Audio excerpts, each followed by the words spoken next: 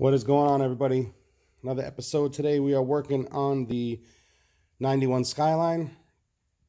What we want to do is today we're going to mount the strut tower brace, but in order to do that we need to pull this entire strut tower to the right about 3.5 inches. And what we're going to do is we're going to remove the wheel, remove the strut itself, the control arm, and then we're going to start heating up this entire fender inner liner here, this fender frame. And then we're going to try to see if we can pull the strut tower either with the hydraulic press that we used last time, or I might try to use a hydraulic puller by anchoring the car off either to another car or to the lift, but we'll get there. For now, we know that these forward strut bolts, so this guy here to this guy here, needs to be 38 inches. And the one in the back needs to be 34 inches. That one there to that guy there. All right, I'm gonna get those two top bolts on the strut. Isaiah's working on taking that tire off so we can get exposure to the strut, remove the entire strut, and we're gonna remove the control arm. So let me get this one off here.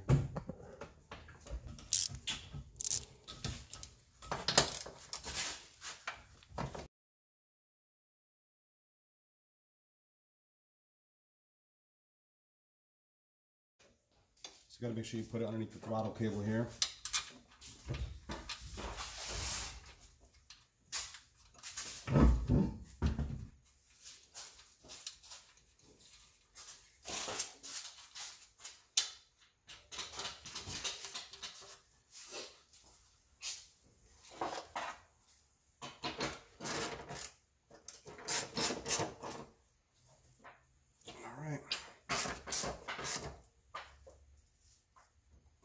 Size all set.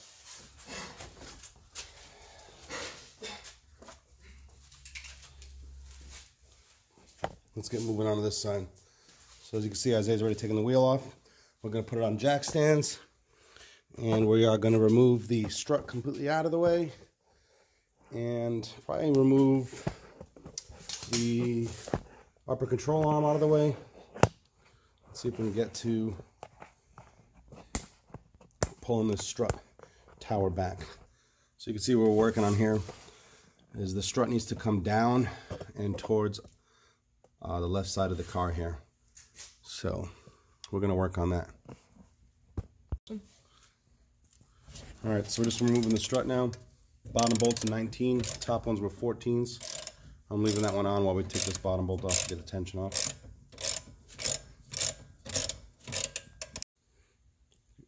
Alright, so we got support on the bottom of the spindle. We're able to pull the strut out.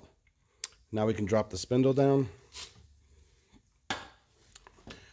Just enough so we can get access that upper control arm bracket right there. You can see right there, that's what we're going to go after next. Is this guy right here, back here. Alright. Alright, so we're taking the upper control arm out with the upper bolt right here. There's 17s. Alright, so we got the control arm off. Got the strut off earlier, as you saw. Now I've ratcheted this to the other car just for tension. And we're using the hydraulic press with some wood on one side and pushing on this inner fender support frame with the hydraulic press. So we're going to keep on doing that right now. Alright, so we were using this hydraulic press, or hydraulic frame straightener is actually what it's called. But we're using wood on this side, on the end where the welds are for the strut tower brace on the inside fender well. We did push it from this corner right behind the water, the washer fluid container right there where I'm pointing. Now we're pushing on the inside of where the strut goes, and we have the ratchets in there securing it. Right now, the measurement is perfect. It is actually perfect where it needs to be. That's exactly where the strut tower needs to be. All this mangled metal that you've seen here, this can be straightened out. That stuff back there can be straightened out. But the biggest thing was getting the strut tower in place. And underneath here, you can see the sheet metal for the strut tower is now going to be pushed in. We're going to get this all probably riveted in and then welded over the rivets so that we can get that to be secure. So that's what we're going to do next, is this inner fender well. All right, so we got the strut tower brace in. I had to do a little bit of customizing around the blow-off valve. I banged on that a little bit with a hammer to dent that around the blow-off valve. Tried turning the blow-off valve either way, it didn't matter, still was touching it. But right now, the strut tower brace is holding the strut tower. We got the straps in, putting some extra tension on it, and we're gonna come back and work on the inner fender well to get the strut tower itself mounted to the frame right there. That's just basically pushing in, and then, like we said earlier, just riveting it in and then welding over the rivets. So we'll do that next. All right, so what we've done, we've used these sheet metal screws to screw right into the frame, going all the way back like this. And I'm gonna come back another day and weld this up, and then fill it all in with a body sealer silicone to clean this up and make it look a lot prettier than it looks right now. I've already remounted the strut and the upper control arm. Strut's bolted up there, and the strut tower brace is done. So for now, we got the strut tower brace and the strut tower inner fender well straightened out enough. So I went ahead and mounted the tire back up. We've been working on the inner floors through here and trying to get that as close as possible. There's still a little bit more to go on the inside. You can see here. Let me see if I can light this up. So you can see the damage here is just this lift. So we have this little bit from here forward. So let's see if I can get a light on this.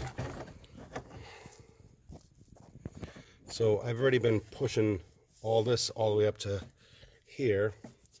That's pretty good where it's going to be. Now it's just this corner right here. So I want to get that kink down. What I might even do, thinking about it, is just cut this right out. So if I cut this out and then bang this down and then bang this part back down again, I could just weld the seam. That might be the easiest way to go, because we've been wailing and wailing, and it's been working, but it's loud and it's hard to get into this corner with a hammer. And yeah, so I might end up cutting that and then just banging it down from there. We'll see. I'm just happy that we were able to bang it out enough that the inner fender frame support bolts right up perfectly straight, and it's flush right now against the door support of the inner fender. And now I'm just going to drill a hole and mount a quick rivet thread in this hole here. So I'm going to drill this out, put a quick rivet thread in there, put a bolt in it, and then this will be done.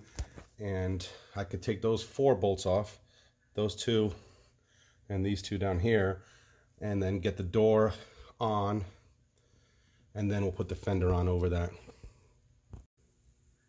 So now we got the door on the car, and we're just trying to line it up to get the body lines right and to get the door to close properly. We got the fender support all in. We did the quick rivet thread, drilled it out, put an M8 bolt in there, M8 by 1.0. It worked out perfectly. We mocked up the fender on the car, and it covers up all this banged up and heated up metal that we had moved around to get this strut tower brace straight and the fender support straight. Now we got this guy in here nice and solid.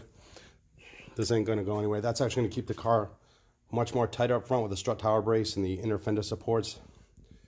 So we're just gonna finish lining up this door right now and try to get it lined up so it closes properly. All right, so we've got the fender on, mocked up with just a few bolts. We still have to drill in some more holes on the inner part of the fender and on the bottom to bolt it up. We got the door bolted on. It's not perfectly lined up. We're still working on that, but for today's episode, we've done a lot of work. And we just mocked up the bumper again. We got new headlights, new corner lights for this thing. Eventually we'll get the new hood and the new windshield, but we haven't even started this car. Today is March 14th, and we haven't started this car probably since, I want to say, October. So Isaiah's in the car. We're going to fire it up and see what she does.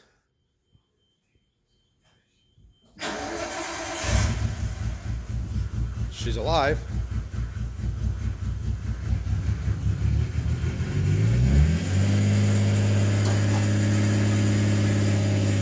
The big difference with this car with the door and the fender on We've never had the good fender on this car. It's just more motivation to get us keep going on this thing. Isaiah's happy, I'm happy. We did a lot of work today.